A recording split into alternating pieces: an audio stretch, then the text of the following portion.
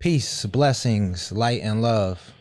Thank you for tuning in and welcome to a conversation that's 30 years in the making. We have a conversation on cooperative economics and Black Buffalo between an economist and an urban planner. We have Dr. Henry Taylor and Dr. Curtis Haynes with us today. Junior.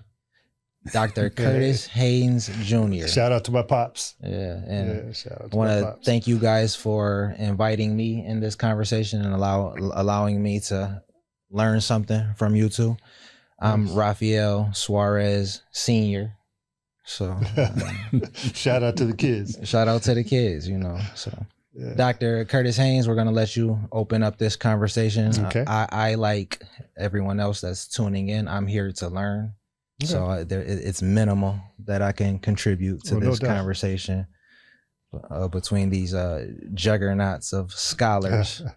So Dr. Haynes, if you could tell the audience a little bit about yourself.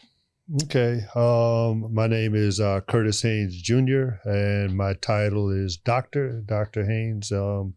Got my degree in economics at University of Massachusetts in Amherst.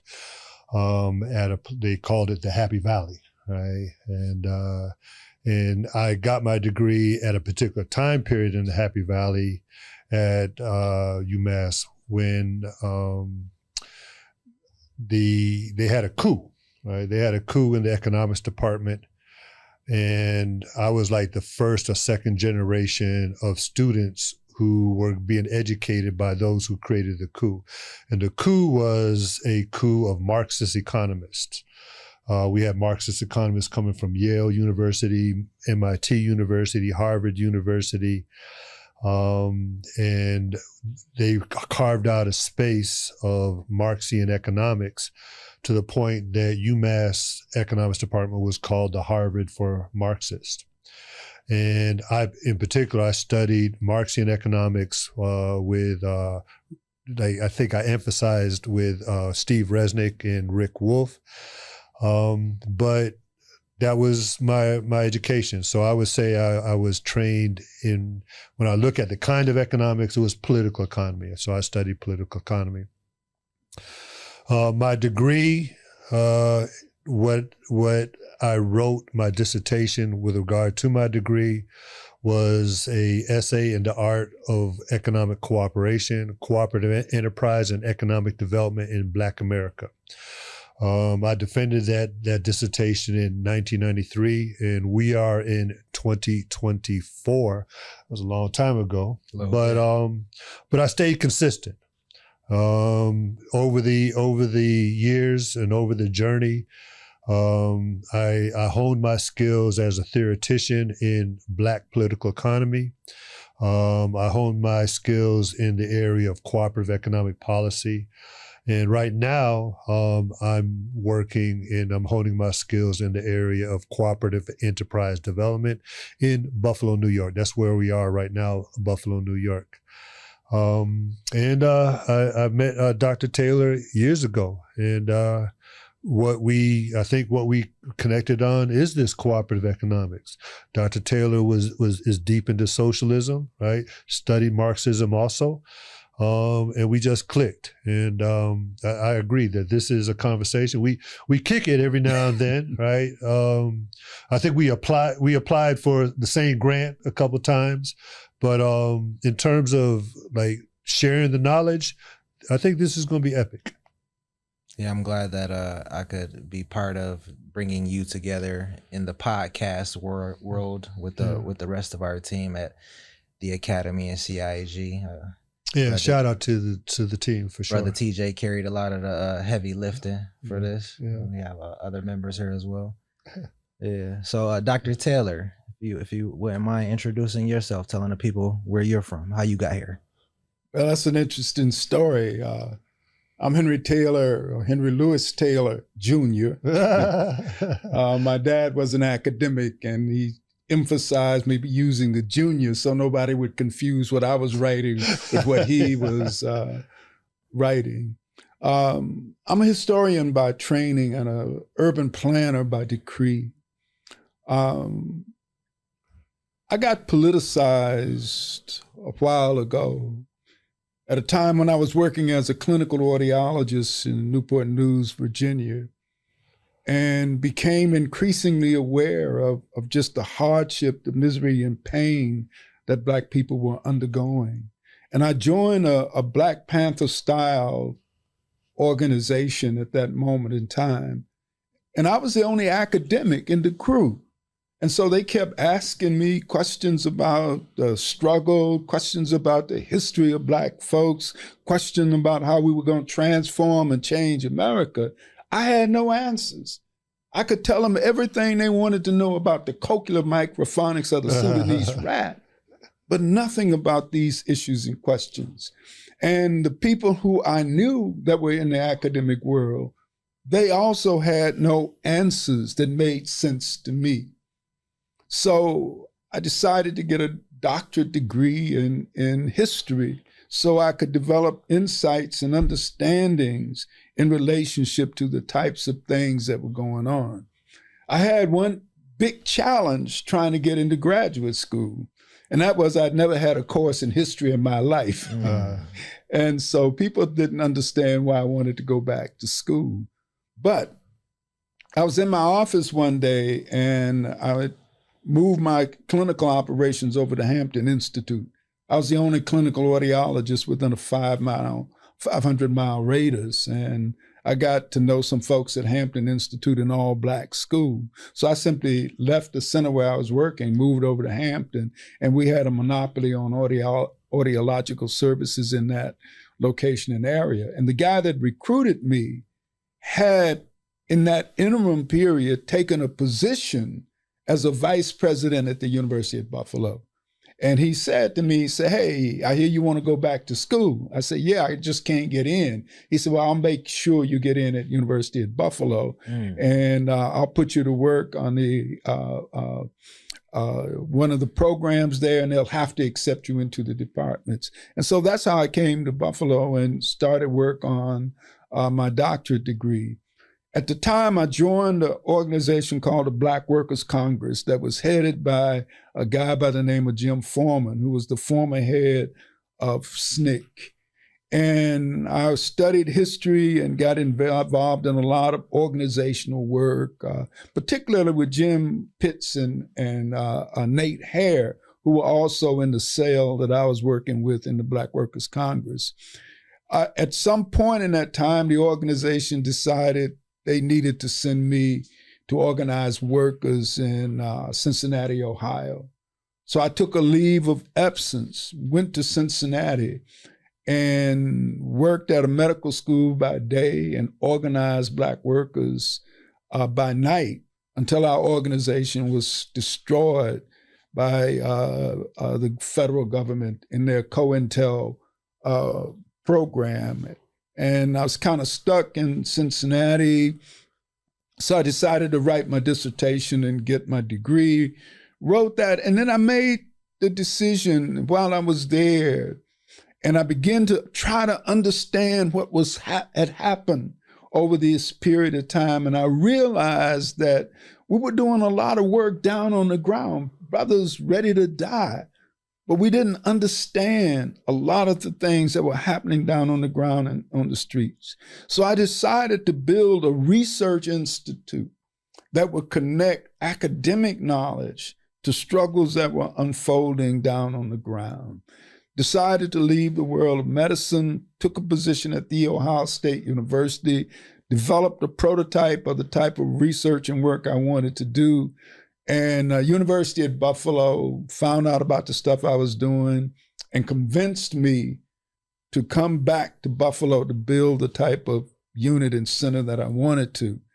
At that time, I had my own master's degree program and the center. And the Department of Urban and Regional Planning got tired of my students always getting the jobs over their students, because I was an organizer and I knew how to use knowledge and information to really actively make things happen down on the ground in the streets. And so we had a great program, and my kids, when they would apply for the same jobs as planners, they would get the kids. So the planning department invited me to come over to their place and do what I would do over in the world of planning. They thought I would be more effective there. And so that's how I married urban history and planning and connected that to activities that were going on down on the ground and on the streets. So long story short, I was an activist turned scholar, not a scholar turned activist. Nice, nice. So Black Workers Congress, what year was that roughly at UB? That was in the 1970s. In the 70s, wow. Yeah, that was in the 1970s. Why do you feel like your program or you as an individual, mainly your program, was a threat to COINTELPRO? Well, at that time, the Black Workers Congress emerged as a part of what we call the new communist movement. And it was an active effort to unite the Black, white, Latin left into a new revolutionary movement. And in the 1970s, the government instituted high-powered repressive programs against all members of the left. The Black Panther Party, the New Republic of Africa. There were assassinations. There were all kinds of efforts at disrupting the way in which organizations operated and functioned.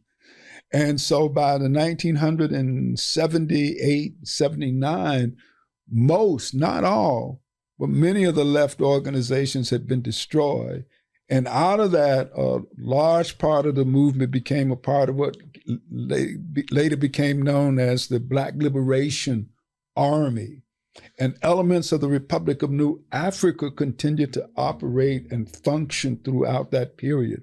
But by that time, many of the organizations were operating mostly in underground capacity and in a level. And ours was one of those organizations that didn't make it.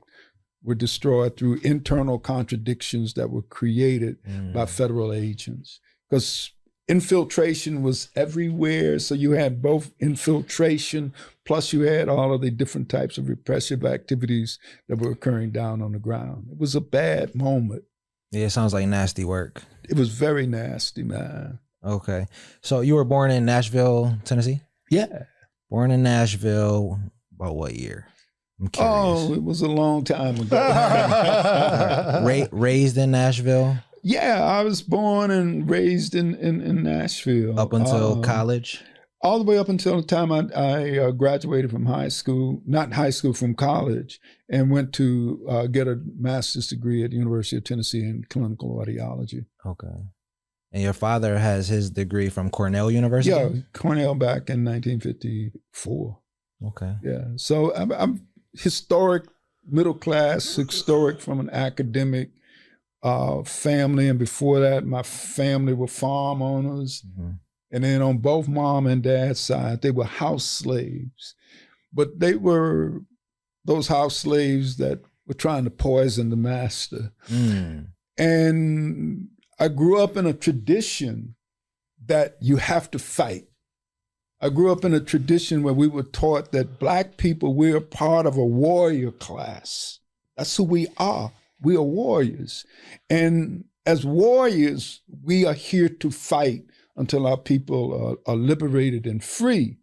And that each generation has to make the decision on how best to engage and struggle.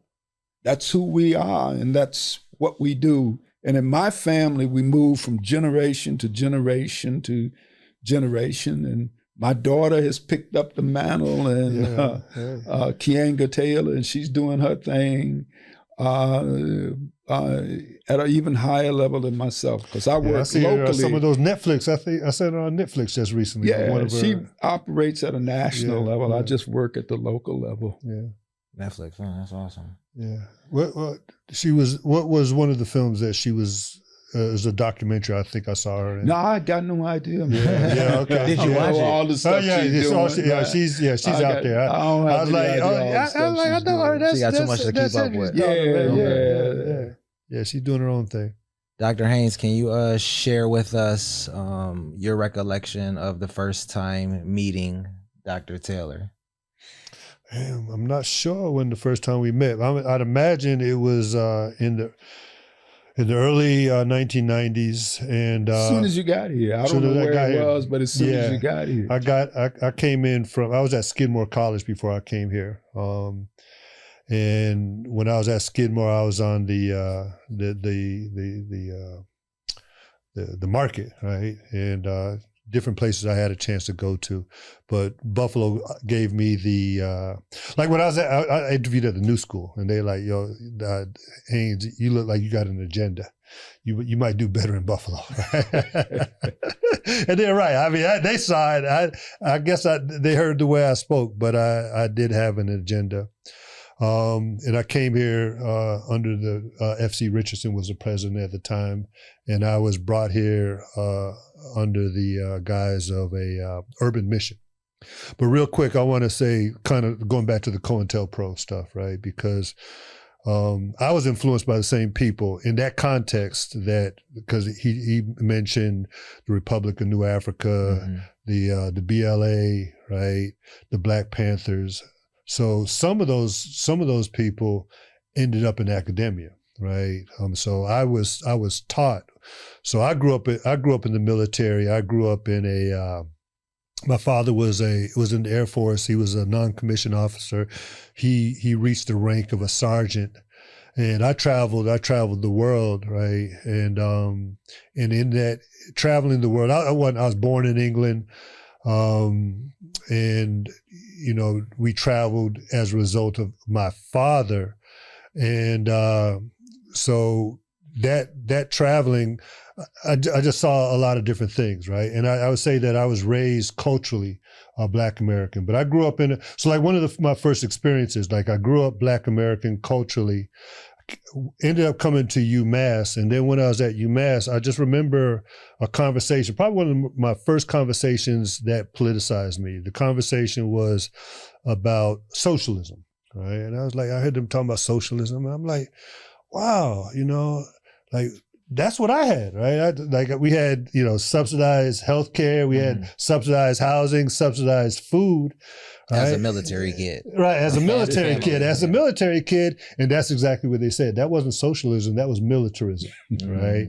And they asked me, like, whereas, what I am, like, am I on the left or the right? And I really believe I guessed, right? I have no idea. I have no idea what I said, I just guessed.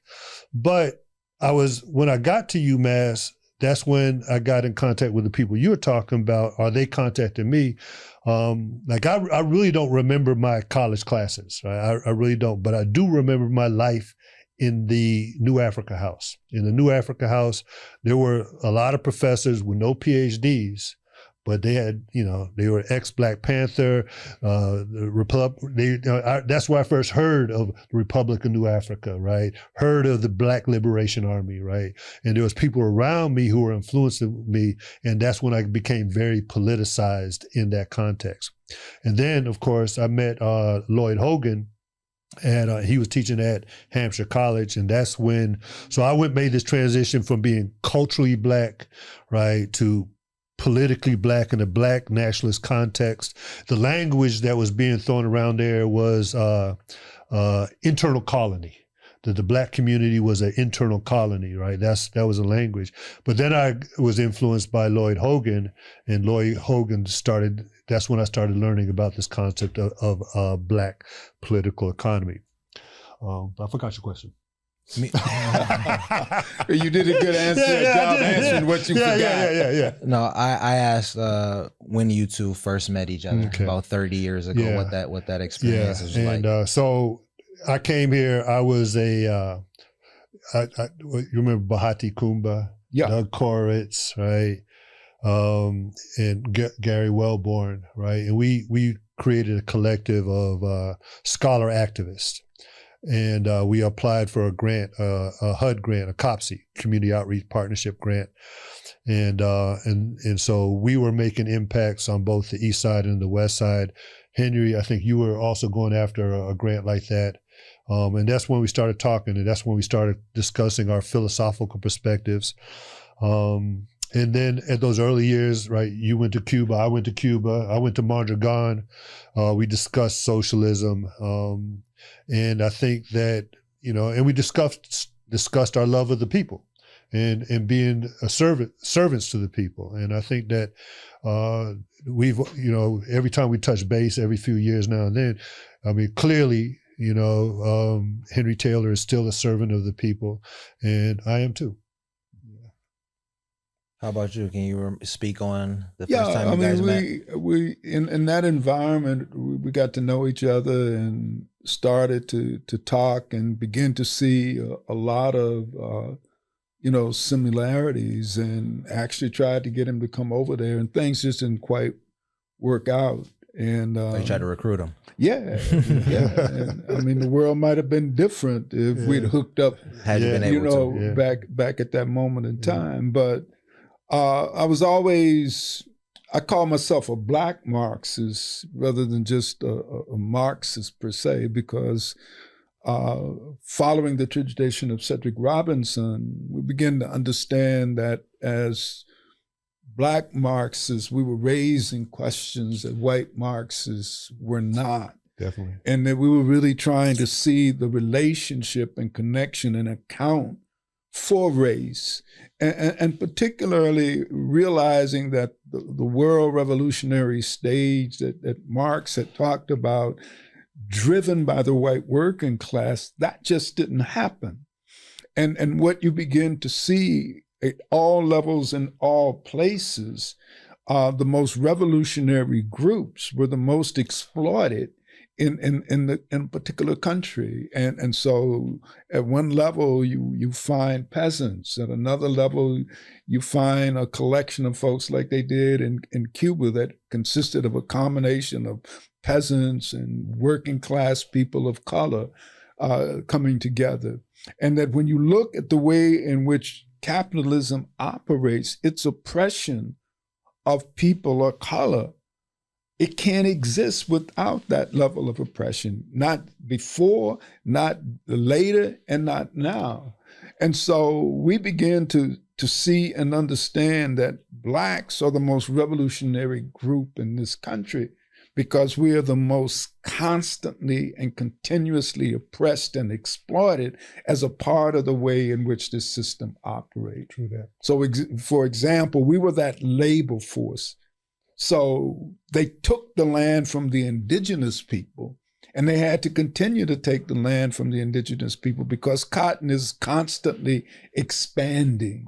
But we were that hardcore level and have consistently been that. And as a result of that, Blacks have been constantly in rebellion. And so Curtis and I had many of these crossovers. And as we begin to talk about how we transform society, what is the role of economics within that larger framework? I saw, a lot of synergy along those lines, and we began to have these conversations early on. And most recently, when we decided, along with a number of other people, that if Blacks and the African-American community is the sharpest point of racist oppression in the United States today, then why not organize people within the context of the neighborhoods in which they live? Why not organize people to transform the spaces and the places where they reside? Why not organize people to battle and fight against the substandard housing, the dilapidated physical environment, the forces that are causing them to have unnecessary disease and die young? Why not go to the point where all of that is occurring and engage in a battle to transform those spaces? Why not build a citywide movement to change one neighborhood with the idea that ultimately we change all of these neighborhoods as a way of attacking the current system. And so within that context, you automatically go back to, well, let's think more again of cooperative economics as a way of moving away from traditional forms of capitalism, as a way of beginning to shift the cultural framework from individualism to forms of collaboration, cooperation. And so I gave Curtis a call and said, man, we need to reignite these conversations and discussions because I want to pick your brain and get your ideas and thoughts so that as we begin to move into this new phase of struggle, right? I want to find a way to reset economic activities in a radical way within the context of the struggles of Black people. And that reuniting right there was the genesis of this podcast. Right. So we met each other a lot more over the last 6 months, a year than we have in a long time. But this podcast, thanks to TJ, that was the genesis of this, what we're talking about right now. Thanks, TJ. Yeah. So Lloyd Hogan's, and this is who I would have called as well to answer some of those questions, and the reason why you called him is who I would have called too. So Lloyd Hogan has shaped a lot of your work in Black political economy and cooperativism. How could his work and the evolution of his work to where you currently are, how could it solve some of the issues that Dr. Taylor brought up? I'm not sure if it could solve some of the issues, but it could be a contribution to a broader game plan, right? Before we came here, when we were at the academy, Dr. Taylor was talking about a framework, right? And as far as I could tell, of all the economic frameworks that I've seen, right? Because, Black Marxism, Manning Marable, Cedric Robinson, right? All these guys, but like Lloyd Hogan's perception was the penultimate of Black Marxism from my perspective. And the framework that he laid out was, again, the name of this podcast right here is the Paradigm Shift podcast is that, Lloyd Hogan laid out a paradigm shift. And so I would say that what I bring to the table, what we bring to the table is a framework of the paradigm shift, right?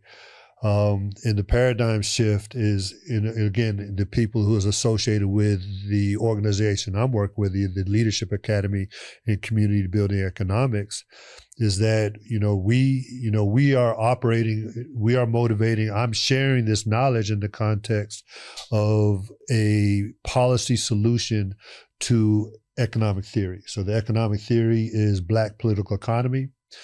And people are like, well, why Black political economy? Does that mean nobody else? It's not really that. It's political economy, right? The framework is political economy. But what Lloyd Hogan did is that he used what he would describe as, he synthesized the works of Adam Smith, Karl Marx, and W.E.B. Du Bois into this, what he called a Black political economy. And this Black political economy is a paradigm shift. It's different than Keynesian economics. It's different than Marxian economics. It's different than neoclassical economics. But what Lloyd Hogan did is he applied that political economic framework to understanding Black Americans in the United States of America. And like I said earlier, right, when I was at UMass, the language was they had the internal colony thesis, right? So there was, the 60s and the 70s, there were revolutions all over the planet as colonies, fought for their freedom against the colonists, right? Imperialism. But a lot of times that ended up to be neocolonialism, right? And so what was being taught, and I think like Kwame Nkrumah was talking about, a kind of socialism, very Soviet style kind of socialism. And, I didn't really see a Soviet-style socialism being the solution to Black Americans, right? And I didn't see the framework of internal colony as being like really describing who we are as Black Americans. We're not, from my perspective, we're really not an internal colony. Right. I think working with Jessica Gordon-Emhard, the idea of a subaltern, I like that. Right. I think that subaltern population within the context of a broader U.S. population is appropriate. But Lloyd Hogan applied political economy to Black Americans, and that application explains our history from our communal roots on the African continent to our socioeconomic conditions today. But that framework could also explain, it could be used for any population of people. So I would say that, that the work I'm doing is on the same level as, not to be presumptuous about it, right? And again, I'm standing on the shoulders of giants, but the work I'm doing in Black political economy is commensurate with what Adam Smith did, with what John Maynard Keynes did, what Karl Marx did, and using Black political economy. I just feel it's an amazing tool to frame an understanding of Black Americans in the United States, providing policy, and the policy is cooperative economics. But the policy of cooperative economics is not just for Black Americans, it's just good policy across the board, right? Cooperation is just good policy, right? And then community building as the practice. Again, not just for Black Americans, but community building is just a great policy, right? So it's an alignment. The theoretical part, political economy, particularly Black political economy, the policy stuff, cooperative economics, and the application is community building. So, Dr. Taylor is deep into community building, right? He's on the streets. He's probably wearing holes in his shoes in terms of the amount of time he's on the street. I spent more time. We kind of moved in different directions. He moved into a lot of work on the East Side, but a lot of people in this room, right? You and what we're doing is tangential to what he's doing. And I think that what we have coming in the future is going to be epic. For any of our listeners who may be unfamiliar with Black political economy, even political economy itself, can you kind of define political economy? Political economy is the study of social reproduction of a population of people under the rules promulgated by a particular state, and it's a study of populations of people, right, and their social reproduction. How do they reproduce a socio-economic environment? So if we talk about the east side of Buffalo, or if you talk about Buffalo in particular, I don't know, what's about 260,000 people in Buffalo proper? So political economy would be like, how does that 260,000 people socially reproduce the population, right? What's the next population going to look like? And that social reproduction takes place in the realm of cultural processes, political processes, economic processes, and environmental processes. So I think that would be the contribution there. Dr. Taylor, what's your role as a urban planner? I see myself first and foremost as a person that's talking about how do I liberate Black people? Because Black people are not free. And they're not free because of the way in which this society and its economy operates. That African Americans are and still trapped in the low-wage sectors of the economy where they make little money or they're part of the prison labor force. And so how do we end that so that people are able to live full and great lives? A part of that, I think, in a beginning place is to attack the conditions that they face inside of these neighborhoods and communities. What I bring to the table as a radical urban planner is the capacity to look at the entire neighborhood and community and say how to organize and think about it in terms of the way we want it to be, and how to move us from where we are to that location and place. So a part of that is looking at the economic exploitation of Blacks within this space. First of all, to be able to explain how that operates, but how do we attack it? Let me give several examples. Like right now, I would say on Buffalo's East Side, the aggregate income of the entire Black community, some 75 or 76,000 people living on Buffalo's East Side, is probably $4, $5, or $6 billion a year. So we're talking about a significant amount of money. In our communities, wealth is systematically extracted from the community. So people who talk about Black disinvestment miss the picture. There's no disinvestment going on over the East Side. It's wealth extraction. It's wealth extraction. Billions of dollars are sucked out of the community in a variety of different ways, in multiple ways. So how do we stop that as a step? How do we stop it?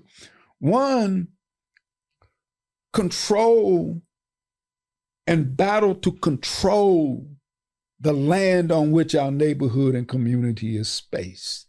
One of the reasons that this internal colony idea took off is that Black people don't own and control the land on which their community is built, and that all of the wealth on that land in which their community is built is sucked out by outside predatory forces. So how do we begin to stop that as a part of stopping the oppression of Black people?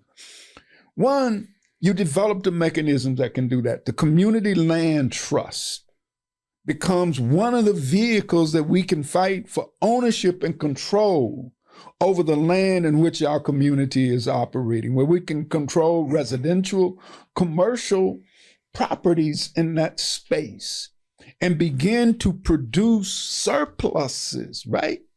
Well, but to apply to the empowerment of our own people. This is what I mean by creating community wealth as opposed to individual wealth. So that's an economic activities. No doubt. Secondly, to create social enterprises. And by that I say, like, you develop a building. If you're an organization, you develop a building, right? And you rent that building out. And you take the surpluses and you use to run your programs. That's a social enterprise. And that's capturing dollars through these mechanisms and vehicles that can be applied to the activities and fund the activities that you want. So if we begin to do that on a community level, Mrs. Smith, who owns her house but is too poor to make the improvements, there's funds and resources in order to be able to do that. Battling to control the places where we rent. So again, if we spend billions of dollars on rent by properties that are owned by other people, properties that at the same time are killing us, that becomes a mechanism by which we are able to create higher levels of stability. But not only that, we begin to attack the way in which the racial capitalist system operates and functions and forces it to move differently. Because in our neighborhoods and communities, we don't want to raise property values. Property values is a way of commodifying houses. Our goal is to decommodify housing. Housing should be social. Mm-hmm. It's a human right. And the battle is to make it a human right rather than a commodity that can be bought and sold. Because the moment it becomes a commodity that can be bought and sold, it means one thing, two things. In order to live well, you've got to be able to pay for the quality of that housing. And if you can't pay for the quality of that housing, you take whatever is left. And that's not right.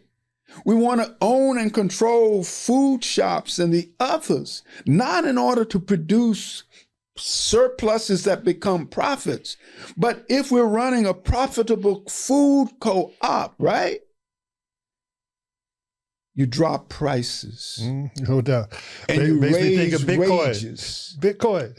You know, and so this is how you begin to attack the system, by making it operate differently.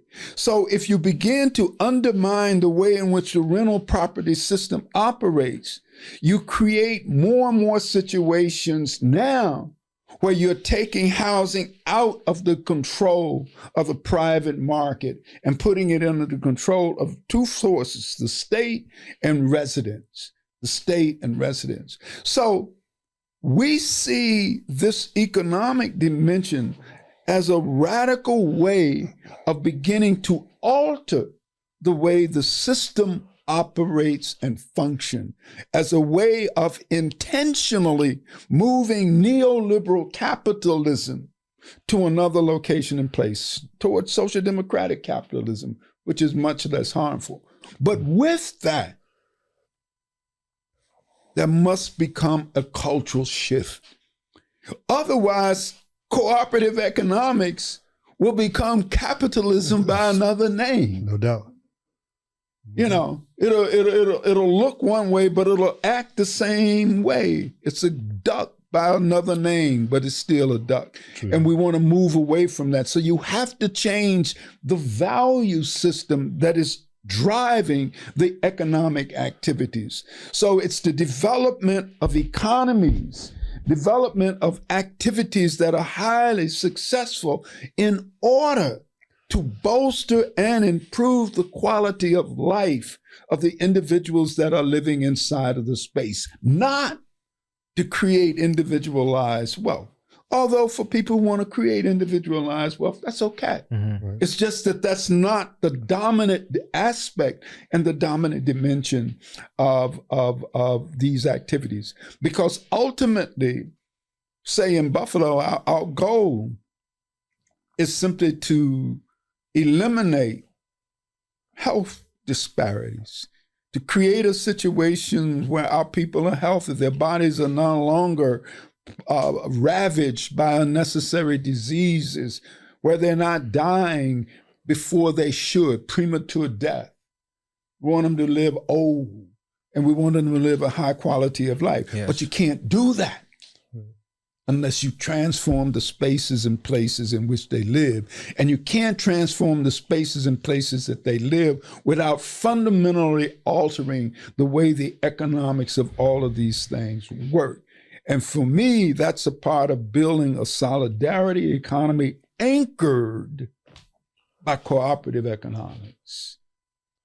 And that's what we've been talking about in one way or another, you know, for years. And so for me, it's all about how do you translate these theoretical dimensions into projects, programs, and activities down on the ground that are associated with the radical transformation of the spaces and the places that we live. And so what we bring now that's new to the table, Black folks in this country have never waged struggle to fundamentally transform the spaces where they live. Never. We fought for community control, but never placed at the center the radical transformation of our communities. Have always assumed that it was okay to live in raggedy and rundown neighborhoods. Mm-hmm. And that the secret was not the transformation of those places, but to leave. We tried to weaponize migration, weaponize it, thinking and believing that we could move to freedom. That's the whole concept behind the Promised Land, that we could move to freedom. The great migrations, our quest to move to freedom, moving from the central city to the suburbs, moving to freedom. Black people anchored behind this belief that they can move to freedom. You can't move to freedom. So now we must stand our ground and transform the spaces and places where we live as part of the quest to find freedom and liberation, and part of the quest to rally for the transformation of the entire country, not just one black spot. You cannot change black reality without changing the reality of everyone in this country, period. For that. That's the story I got to tell. Yeah, that's a beautiful story, man. That idea that we can move for freedom, is that something that we came up with ourselves out of necessity, or was that given to us? That was a way of strategic thinking at one moment of time, where we were thinking that slavery was bad, and our only quest, let's get out of that. And Harriet Tubman played a huge role in that, helping us to get out of slavery. Then once slavery was ended through the heroic efforts of black folks, and I always say that, white people didn't give black people their freedom. 150,000 black folks died in that war. 20 received the Congressional Medal of Honor for heroism. Without the role of the enslaved population creating chaos behind the Confederate lines and the heroism of the soldiers themselves, the North could have never won that war. Then we were betrayed. No doubt. The lands were given to the traitors. And that's what they were. Mm-hmm. They weren't just the members of the Confederates. They were traitors who spit on the flag. They were traitors who attempted to overthrow the government, raised an army and killed in that war. 720,000 people died. More than all of the people who have died in all of the wars fought in this country combined. And we gave everything back to these white traitors. And the black patriots got nothing. We were the patriots. We were the patriots. And so back again in this land of the South where terrorism was reigning, black people said, we got to get out of here. And the idea of the promised land, this place where liberation and freedom was, they honestly believed that if they could just leave the South, freedom was up north. And so they moved, trying to get to freedom, trying to get to this promised land, only to discover that these things were illusions. So it was a part of our evolution as a people, and a part of the weaponization of one thing that we had, the ability to move from one place to the other. And that was where this idea of moving to freedom came from. We didn't call it moving to freedom, but everywhere it was moving to the promised land. We got to get to the promised land. You know, at one time, the promised land is the North. Now, a lot of black people said, well, the promised land is the suburbs. Yeah. And then we got Ferguson. Yeah. And so there is no promised land that we can move to. We take the promised land. We take the promised land. We build that promised land on the places where we stand. You know, that's a whole different way of thinking about it. Oh, that was tight, man. What can we say after that? But yeah, I would say, I think that Dr. Taylor, you've like really laid out the ideas, kind of stuff that we're doing, right? Is that we're taking the land. So we got the store, right? We got a store. We got a real estate cooperative called Mondragon Village Association. And we practice non-extractive financing, right? It's a cooperative that we have eight black owners, one white owner, right? One person, one vote.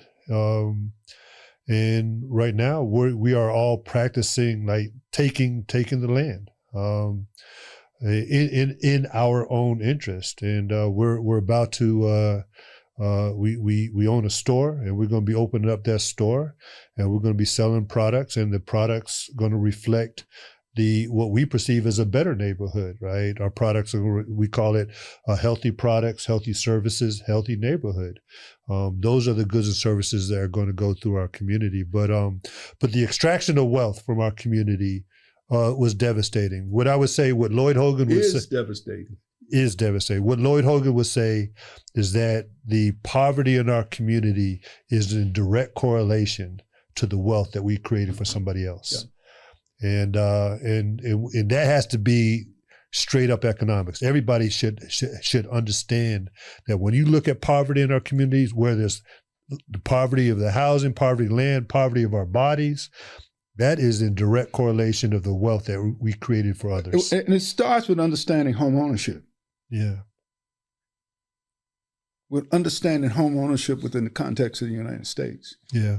Home ownership was a system that gets created and reaches maturity back in the 1930s, when at that moment in time, we created a segmented residential structure that reproduces the racial hierarchy as a neighborhood hierarchy. And valorization, home values, housing values is established on the basis of distance from Black people. Yeah. So the formula, the algorithm that they use is simple. The more exclusive and whiter a neighborhood is, values go up. Yeah. The Blacker and more inclusive a neighborhood, values go down. And these underdeveloped Black neighborhoods we see all over the East Side is the basis for the high-powered neighborhoods that we see in places like Clarence and Amherst. No doubt. You cannot have these high-valued neighborhoods and communities without the dilapidated and rundown areas. And once these dilapidated and rundown areas are established, predatory entrepreneurs descend on them. And when we understand that the slogan of the Republic of New Africa takes on new meaning, when we apply it to an urban situation, free the land. Mm-hmm. Yeah, free the land. Free the land. It means taking control over the territory on which you are building your community. Because if you do not control the territory on which you are building your community, someone else can build whatever they want there. Someone else, when it can be put to more profitable uses, can put you off. That's all gentrification is. And if you look at what has happened in the city of Buffalo, when I do my Black tour of Buffalo, and people understand the movement of Black people, how they have been continuously displaced on Buffalo's east side, and even the tragedy of the Michigan Avenue Heritage Corridor. If you look at the corridor, it's a story about Black people where they used to live. True that. When you look at the Michigan Avenue corridor and you move through the corridor, you're told a story about where we used to live. And then you see the stadium, the cobblestone district, the waterfront, all of those places where we used to live, having been converted to higher, more profitable forms of use. And that's what happened when community is built on land that other people own and control. So we have to stop that. And you also mentioned the idea of I was talking to the off the camera people over there about Bitcoin. I made a little joke about Bitcoin, but it's not really a joke, because what you were saying, what part of what needs to happen is the demonetization of property, right? That it has to be a social product rather than a monetary product.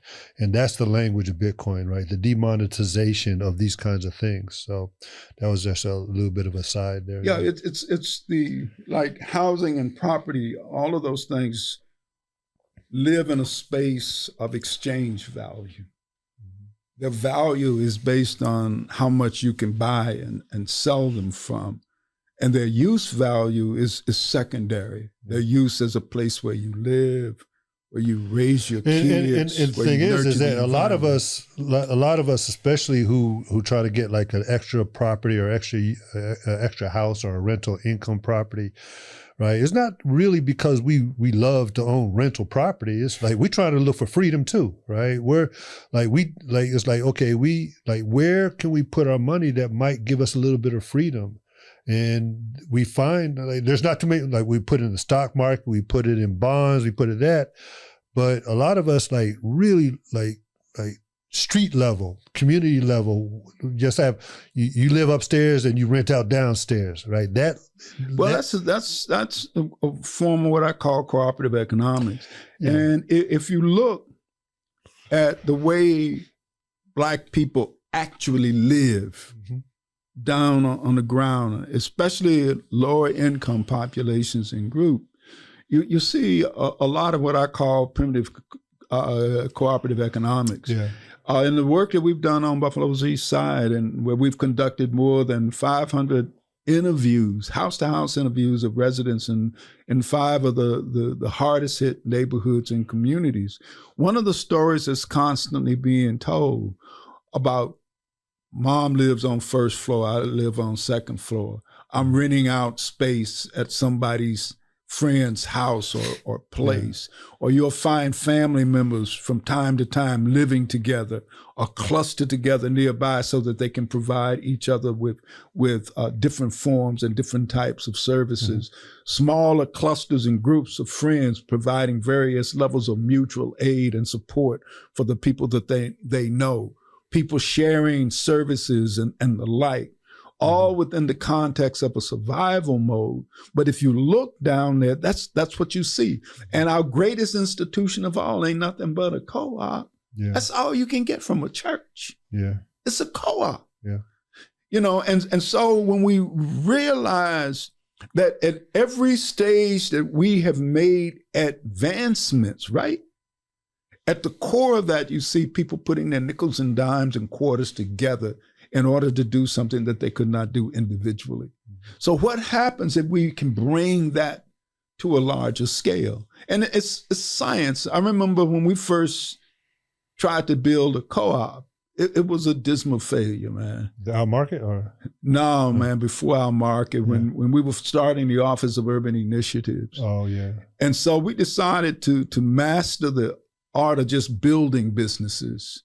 And so we developed the Office of Urban Initiatives, and we started eventually this program called Emerging Minority and Women Entrepreneurs with the School of Management.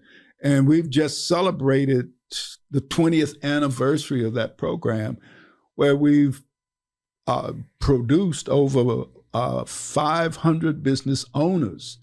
And the last couple of years, they even started a cohort of that program right here at Beverly Gray. But the next phase, and that's what we're introducing now, is the building of the co-op. And you all have been building co-ops, so you know that a co-op is a much more complicated and sophisticated form of business than just a individually owned business, even though they have to operate by the same kind of economic principles. It's a more complex market economy. Yeah. Yeah, it's a complex a system. So making that work on a larger scale in the African American community is no small task. And it's going to be a lot of work training entrepreneurs and others and the capacity of that, so we can bring what you all have managed to do, which is extraordinary, I might add, but bring that to scale. and now to bring it to scale. And I think it's also important, like what you were saying, if it walks like a duck, acts like a duck, it's a duck, right? It's a duck. And I think that the idea of cooperative businesses that are modeled after capitalist businesses, they're still capitalist structure. But a lot of the work we're doing the paradigm shift, right? We're shifting from economics of scarcity to economics of abundance. And in this process of this different paradigm, this different way of looking at the world, this different language, this different way of organizing sentences, different way of organizing words, the cooperative model is the natural outcome, you know? Yeah, I agree with that. And like our start point was at very different places. Yeah. My start point was trying to understand how people down on the ground were actually living and what people down on the ground were actually doing and who was owning and controlling the spaces where our people were. Because my work over the last 20 some odd years have been trying to understand how this system continues to underdevelop our communities over and over and over again. And so when you begin to see that and trace families, in a project I did, I traced one family, just one family, over the entire lifespan of that family, from the time they were born to the time that they would die, a family in Cincinnati. And that's when I began to see how they clustered. They move, but they always hung together. People living together, sharing resources with them and their friends. And this is what allowed them to survive and thrive. Because it's not just about survival, it's about thrival. How do you thrive in this particular environment and setting it? How, as you keep pointing out, which I think is absolutely essential, it's a paradigm shift. Mm-hmm. It's not a duck. It's another kind of animal, right? And it's not quacking. Yeah. It's roaring. It was roaring. So, Dr. Taylor, it's roaring. Bro. You touched on the role that cooperative economics is currently playing in Buffalo to some degree, and you also mentioned that you guys were unsuccessful in some of your early attempts. What were some of the hindrances and challenges that the biggest one? We didn't know what we were doing, man. That was the biggest challenge. True that. What our original idea was that we thought there was a market. There were all of these brothers and sisters who were in the home improvement business off the books. And we said, well, if we could organize these brothers into a business, right, and bring them into the open market, and providing resources and other types of things, we could make them really, really competitive. So we didn't understand. Sounds simple enough. Yeah, we didn't understand things like the insurances that they would have to now get. You got to be bonded. Which would raise the costs. We didn't understand all of the other types of legitimate licenses and other things that they get that would raise the costs. We also didn't understand that we would have to raise the skill levels that they had, because now they were competing in a different market. I mean, like, we sent some brothers out to put a door, and they weren't properly trained. So the brothers went out to put the door, and this was our most critical lesson, and they put the door on the wrong house. And the man that they put the door, they took the other door, and I don't know what they did with the door, but the man wouldn't let them take the door back off the house. Yeah. I mean, he came home, brand new door.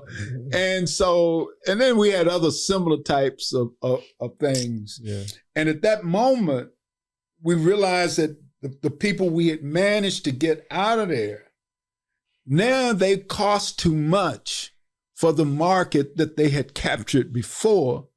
And they were uncompetitive with the new market that they were introducing. And we kind of realized, man, we don't know what we're doing. So, I mean, we're just folks full of goodness, But we didn't know what we were doing. So we backed away and moved in a different direction to develop the skills and an understanding of how do you run a business? Yeah. What are the things that you have to do? What are the obstacles and barriers that are there for anybody who wants to go into a legitimate business? And we were focusing on small businesses because small businesses, especially those that operate as self-employment, we still saw within this window of cooperative enterprises. And then we reached a point where we can honestly say we know how to do this. Now we understand all of these particular dynamics. So I would say that's at the point where we are now, right. where we're ready to move to a completely different level. But now with the idea of how do we move toward scale, where the cooperatives like the ones that you all have built is the norm in our community, and the self-employment pieces are the ones that are the minority. Yeah, I would say that story you just told, I got the same story. Right, on the lower west side, the exact same story, right? And so your history, my history just opens up the door to a collaborative at this level because we learned a lot. Right. I learned a lot, right? You know, yeah, you love the people coming out of jail, right? You put a hammer in their hand, but it doesn't mean they know how to use the hammer. Right. You know, but you want to drop them some money on that issue, you know. So and then they, you know, you get them to a certain level. And I think that's kind of where we are right now, is that we're making that transition from bootstrap, right? Just paying cash to somebody here, somebody there to get this done, to dealing with those licenses, dealing with the inspectors, you know, which is a whole nother level of financial burden. That again, the people who we were initially trying to respond to help, straight out of prison, what have you, they don't have the skill sets to operate that level. And we're doing a lot of learning by doing. Yeah, you know? and this is the thing, you know, one of the most important messages I got is to embrace failure and utilizing that as a stepping stone and building. Yeah. Like a lot of people are afraid of failure, man. The heck with that. You embrace that. And the kind of thing that you want to be able to do is consistently learn from the mistakes and the failures that you have, so that you get stronger and stronger and stronger and stronger, and the failures become fewer and fewer and fewer and fewer. But you have to embrace that. You cannot be afraid to fail. And we say, live without fear. Live without fear. I said a little more vulgar than that, but yeah. Yeah, I would too if I wasn't on the podcast. Fuckfear.com. Yep. Shout out to fuckfear.com. All right, nice. So, Dr. Haynes. Yes, sir. Your vision for the future of cooperative economics in Buffalo. I want to play a game called Best Case Scenario. Oh, best case scenario? Best Case Scenario, one of my favorite games. What is the future of cooperative economics in Buffalo? How does that look? And also, how do we achieve that? How does it look and how do we achieve it? Best case scenario, a Mondragon style of cooperative enterprise development that is a combination of participatory democracy, combination of representative democracy in a structure of enterprise development that thank you, structure of enterprise development that generates positive cash flow and is social entrepreneurial that can generate economies of scale. And Buffalo is known for that we are on the map because we were able to pull something like that off here in Buffalo. Dr. Taylor, how can urban planning assist us in getting there? We're going to do that by developing a demonstration project in a singular neighborhood, creating a shared vision of the type of community that we want to build in that neighborhood, and then by organizing the people organize, and mobilize, train, and build capacity. And then we're going to build that neighborhood. And in the process of building and developing that neighborhood, we will anchor it with a solidarity economy based on cooperative economics.